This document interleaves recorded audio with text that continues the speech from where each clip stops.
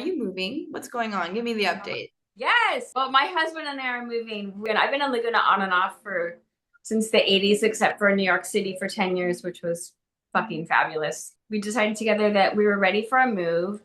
And he's so special and supportive for my art career that I need to be in a city gritty vibe with lots of diversity because I love diversity. I love all colors and religions and people and flavors and all of it.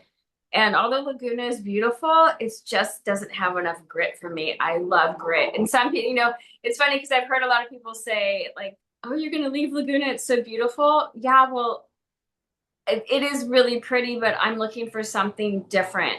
So yeah, we just purchased a house in Hollywood Heights, which is really cool. It's this little enclave in Hollywood Hills, close to Hollywood Boulevard, but it's this little historical village in Hollywood Hills, like 15-minute walk over the hill, like literally a walking path, stair path, a secret path to the Hollywood Bowl. Restored 1920s to 1970s, whatever home. So we got a 1923 Spanish villa.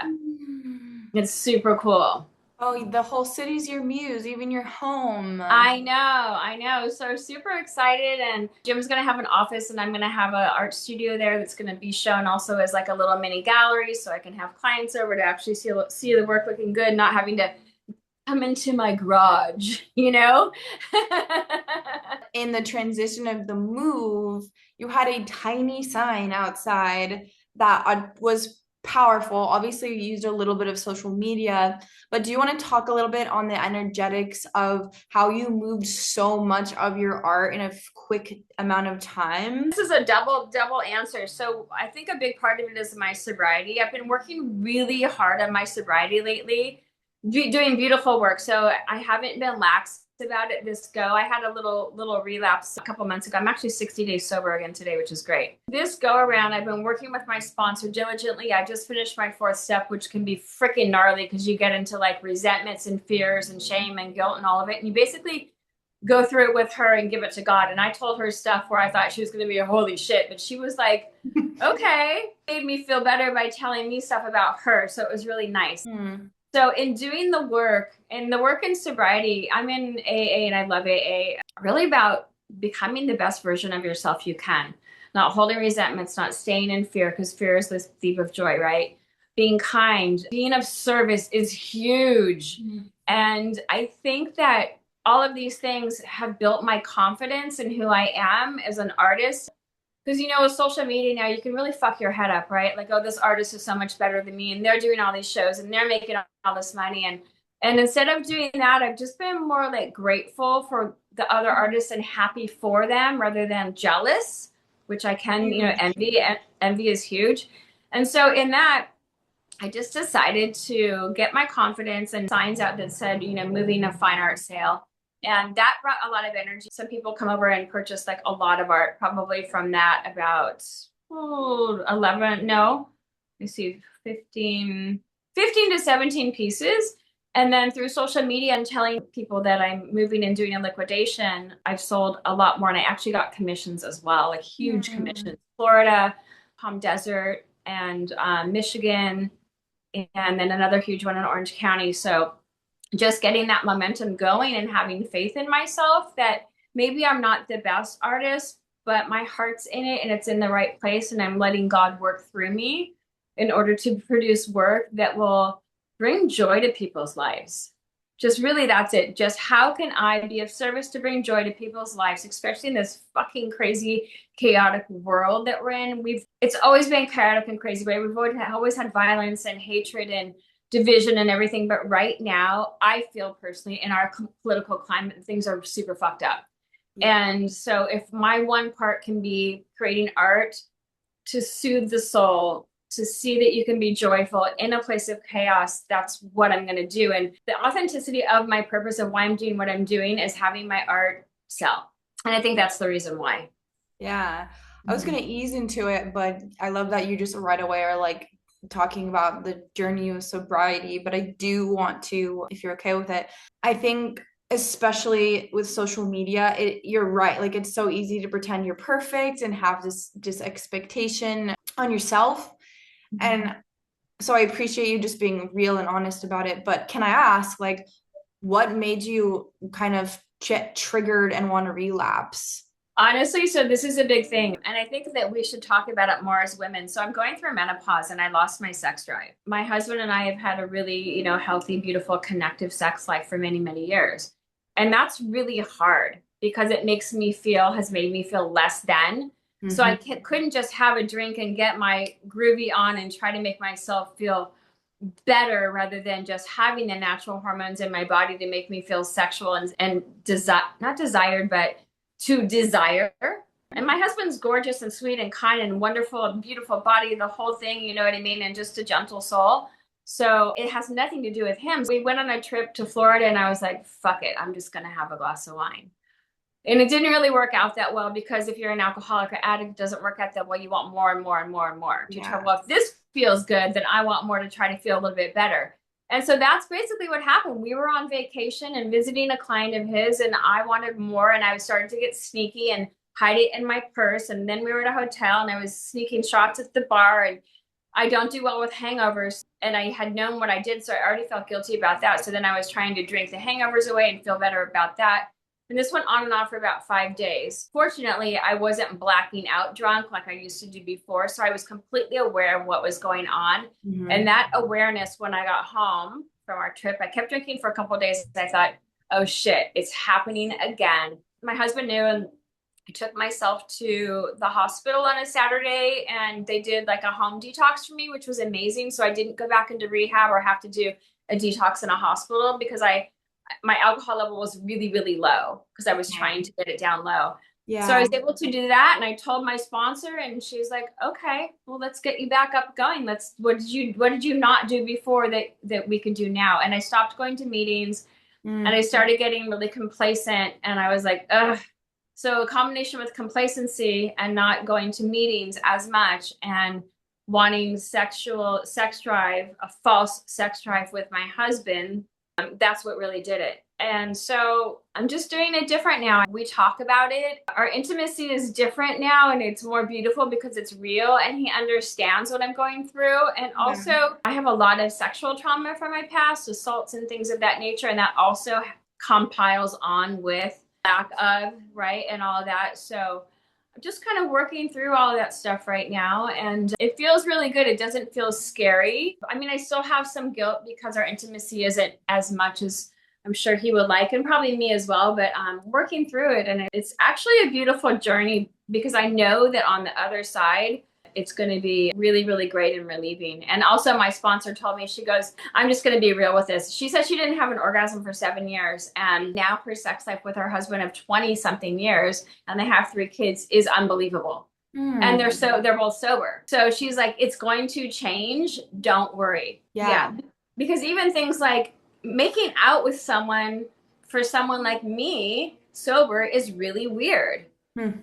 Having sex without having a glass of wine or 20 is weird.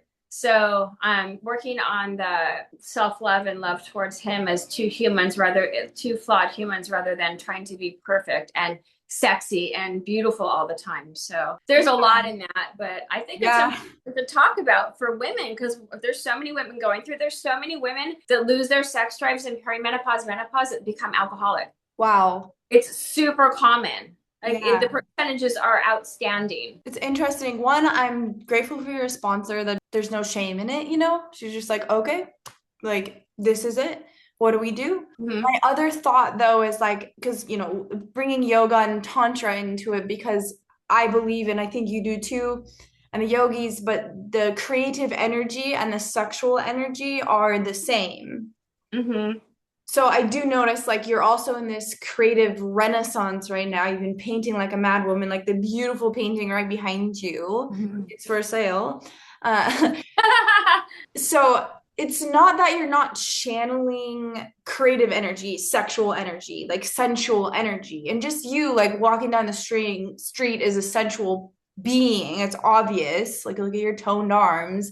But it's interesting, I think, that it's about like receiving that energy, this creative energy in the lower chakras, like where where your pussy is like lit up and wants something. Whereas I think when we're creative and heart centered, that creative energy stays like heady and in our heart and in our through our hands creating stuff, but it doesn't necessarily come down into the body. Do you have rituals? Like, what are you kind of trying to do now to like get yourself kind of wanting to feel sexual with your husband or dancing? Does that resonate? It totally resonates. And actually, you're giving me some ideas. Like, I would actually like to hear your ideas because I used to do all the dancing and all the things. And so I think I need to start adding that into my recipe for our daily life. I mean, we dance around the house all the time, but where it's more like a silly, we hug all the time, we kiss all the time, we're super connected. But I think that what you're saying is a beautiful thing to start to practice the art of preparation through channeling and through Tantra and through music and dance and all of it. So I love what you're talking about. Yeah. Snap, snap. Have that. Yeah, and I mean, you are obviously so visual and sensory because you're an artist. So it's like I was in like ADHD counseling, and actually the psychic that you sent me, we should talk about her, said the same thing. She's like, "Are you like a little bit OCD, but also do you need to have like all of your senses stimulated in order to focus?" I think that's kind of the same with sex, where it's like if I'm hearing something or you're hearing something, it smells good, like your body's activated, your sensory experience activated, and then that like kind of channel of like, well, now I want more, I want to get into it, can happen. Yeah. Yeah, but that's beautiful. I'm glad you're talking about this. Menopause in general is just like starts with periods, right? We don't talk about it. It's gross. It's shameful. Mm-hmm. And there's such a fear, especially in America, of nobody wants to get old. Oh, for sure. The old, the Yeah. aging. There's so much ageism. It's crazy, especially, where I live right now. I'm sure it's like going to be like this a little bit in LA, a lot in LA too, but Orange Yeah. County is just crazy for ageism.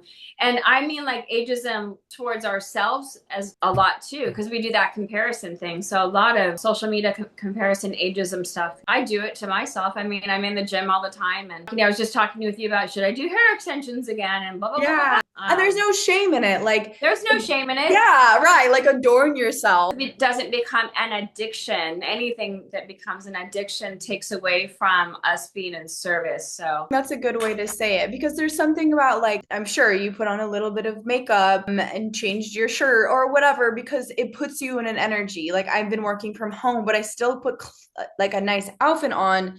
It's the same thing where it's like, it's okay, you do a little bit of Botox and it makes you feel better about yourself. Like, all right, like there's nothing wrong with that. But yeah, there's if not. you feel like absolute fucking shit because you're not getting more and more and more is totally different. Sorry, my laptop was about to die and our Zoom meeting is ending in 9 minutes, but it's okay. 9 minutes of bliss. Down and dirty 9 minutes. Down and dirty 9 Yeah, minutes. I'm glad we tapped into the menopause thing. Like we'll talk about that again later. But yeah, the surge of hormones we get with periods, and then we're going ballistically crazy. Then we lose them all in menopause. So like we're feeling depleted, and everyone's like not really understanding what's wrong with them. So it's really nice. And there's so much help nowadays. It's crazy. Like I feel really good. I have moments where I'm tired, but I feel really good. Yeah. So I'm lucky. I studied Ayurveda for a little bit and I remember it just stuck with me. But one of my teachers said that there's not a word for menopause in the Indian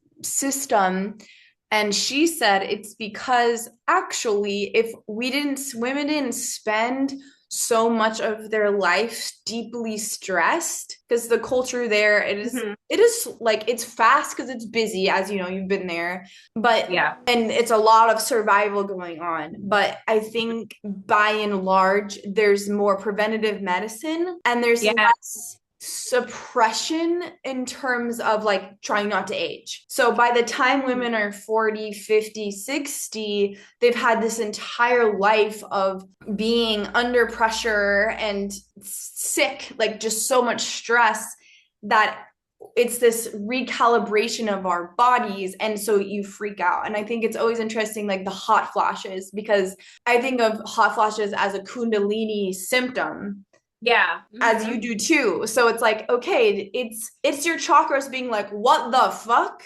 You I know? know it's funny. I actually like hot flashes and when I sweat at night because I feel like it's purifying and cleansing my body and it makes my skin glow. So I don't even mind it. I'm like, yeah, bring it on. I I had love a good that. sweat. Like I had a good sweat last night. It wasn't sex. Yeah. Or both. I Or love both. that. And it's such a good point of like perspective because Mhm. menopause also women are so afraid of it. So they feel Yeah. that change and I'm sure that even alone just makes you kind of scared. Yeah. I'm enjoying the aging process right now, but part of it for me is like I decided to like get off my ass. Well, quitting drinking helped. I lost a bunch of weight doing that.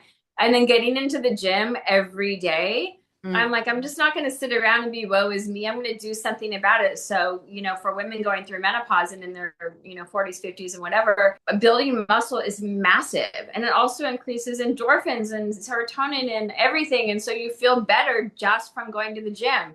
People are like, I'm so depressed. I don't know what to do. I'm like, well, go to the fucking gym.